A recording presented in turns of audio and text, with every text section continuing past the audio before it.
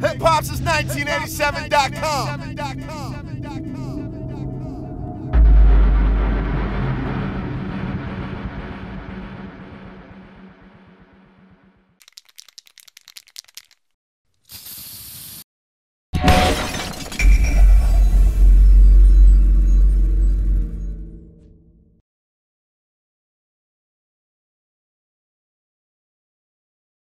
Because I think Georgia offensively, nobody really tends to talk about that side of the ball.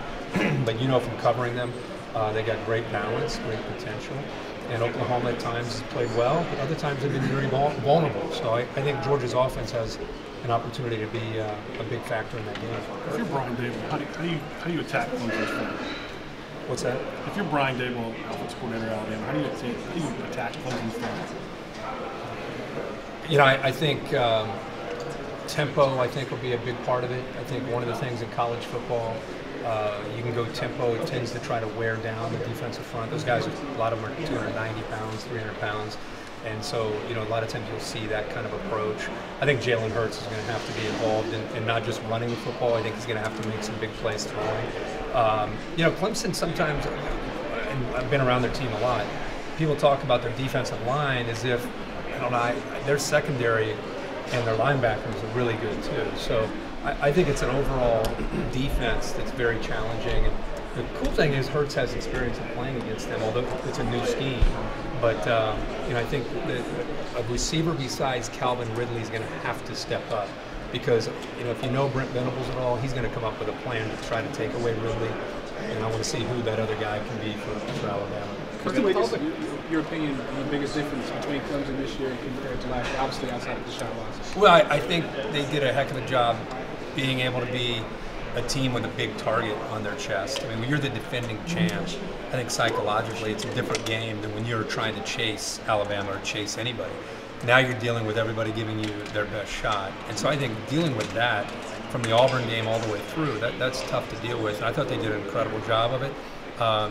Their offense has changed, not just because of Deshaun, but because of the skill set and the strengths of Kelly Bryant. I mean, they've become a team that now can run the ball with the quarterback, where it's not just part of the offense, it's a big part of it. And I think if they're going to be able to continue to win these next two, I think Kelly Bryant's being able to throw the ball downfield to Deion Kane and some of those other receivers, that's going to be a big ingredient, because if I'm Nick Saban, I am putting guys at the line of scrimmage. I'm determined to stop that running game, and I'm willing to take my chances against Kelly Bryant throwing the ball. The receivers are going to have to win one-on-one, and Kelly's going to have to throw the ball accurately. And I love how he defends the run. I love how physical he can be.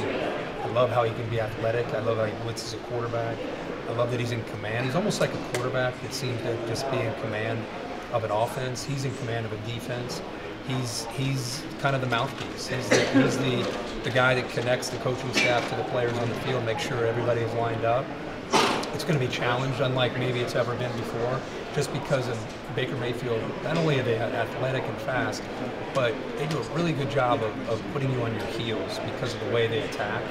And here's the thing, if you haven't seen Oklahoma, everybody talks about Baker. They average over 200 yards rushing, which is right up Roquan's game. So he's going to be in the middle of this whole thing, and he's going to have to make sure everybody's in the right gap, because Oklahoma will rip you for 20, rip you for 30 running the ball. And now all of a sudden, then Baker starts to do his thing. So it starts with their running game, and then that's where they really, if they're able to run the ball, you're in trouble. And so I think his game will have to really be ready to be able to stop that aspect. But what do I love about him? Just the total package. He'll be that guy in the NFL that you always see an SEC linebacker making a ton of tackles. It'll be that guy. An athletic guy that's just going to come off of his primary read and start running around. He's going to look at that first one. He's going to look at the second one. Then he's going to buy a little bit of time. And when he scrambles, he's looking to scramble to throw.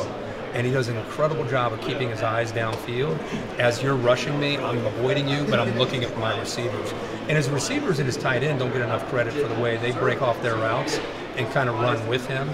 There's no panic ever. And I think the thing that I love, and I know it gets a lot of media attention, the Kansas game, but his chip on his shoulder that he plays with is real. And he'll have a big chip with Georgia, just because the whole Big 12 SEC, and already Georgia fans are reaching out to him. I mean, he's going to have to do a good job of controlling his emotions, but I personally love how he plays with a little bit of that attitude. Do you think that that's translated to the NFL? Oh yeah, I think he'll be depending, he's got to go into a system that fits his skill set. But yeah, I think he'll. If you look at the NFL and how it's trending, it's no longer Peyton Manning. You know, it's no longer 6'5", 235 pounds, throwing the ball from the pocket. That's still there. But there are more and more examples of guys who are athletic, more and more examples of guys that can buy time. He's not just a wild card. You know, he's not just a guy that's an athletic kid running around like a crazy man. If you haven't seen, or you probably have, but if people have not seen him play, be very impressed with how disciplined he is from the pocket. And he only goes when he has to. He's not just running around. So the only thing about him is his height. But look in the NFL at some of the guys that are playing now. Keenum is playing, Russell Wilson, Drew Brees. I mean, there are a ton of guys that are about his height. What kind of problems does Georgia's backs pose? What kind of problems does Georgia's backs? Well, I think it's the Georgia offensive mindset. They are going to impose their will on you, and I don't know in the Big 12 if they've seen that kind of offense. So I think it's the offensive approach and the offensive lineman coming off the ball, looking to blow you off the ball, and then like I said earlier, the way they can throw play action. It was so exciting to watch Fromm throw play action on 1st and 10 because now I'm a linebacker and I'm so geared up to stop the run. And all of a sudden he pulls it out, and now I'm out of position, and now you're hitting the tight end, the receiver behind me. So I think it's a little bit of a jigsaw puzzle, and I think Fromm plays a big part in how much success they have as a running game. Kirk, I know you can get healthy over the course of a month, but these teams aren't going to play for a month. I know a couple of the coaches have been through it. Can you try to explain what it's like to get a month off this time of the year? It's really hard. I mean, we see it every year with college football, with that long layoff. You lose a little bit of your rhythm. You lose the continuity that's been established.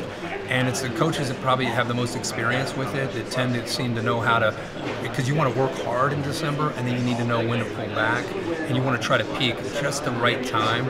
And, you know, the other thing is your players are hearing about how great they are. They go to award shows. They hear that they're going to kill whoever they're playing. Or on the other side, they're hearing about how they don't have a chance to be able to win. And how many times have we seen bowl games where teams go in as big underdogs and they pull off upsets? So I think it's as much about the psyche as it is about the physical wear and tear on your team. The boosters, the people that are helping you make decisions. I mean, for fans to ultimately make a decision when you vetted every aspect of it and feel good about it, or you wouldn't have made the hire in the first place. I think future ADs have got to be able to kind of withstand that, and I would have had, you know, a guy like Peyton Manning or Philip Fulmer or somebody go out and say, hey guys, no, listen, you guys, we've talked with everybody, we're good here, we've talked with everybody that's ever been involved in it, and we're endorsing this hire. This is a great hire. I would have done something to try to get one of our own out in front, and they decided not to do that, and then it became a kind of a thing that was too strong and too powerful. So if I were an AD, you have to trust what you think is right, and you would not have made a hire if you collectively did not think it was the right thing to do. So I think you just got to be strong-willed and believe in your convictions of what you're doing. Kirk, you started this season with covering games and finishing season around. What do you get your thoughts? I love to talk to the local talk show guys, radio show guys, and ask them, you know, you got the Braves and the Falcons and the Hawks and Georgia football and Georgia Tech, and what's your biggest thing that you guys talk about? And they say SEC football. And I think that's really cool just to see. I've always kind of felt that, but to hear that from people that live here, the college football and especially SEC football is kind of a melting pot for the SEC. You know, we know that with the SEC championship. I thought the game with Florida State and Alabama was incredible success. The new stadium is beautiful. Have the national championship here to be able to kind of tie it all into the 2017 season. When I heard that Atlanta was hosting, I was fired up, and I think it's great to be here. Yeah.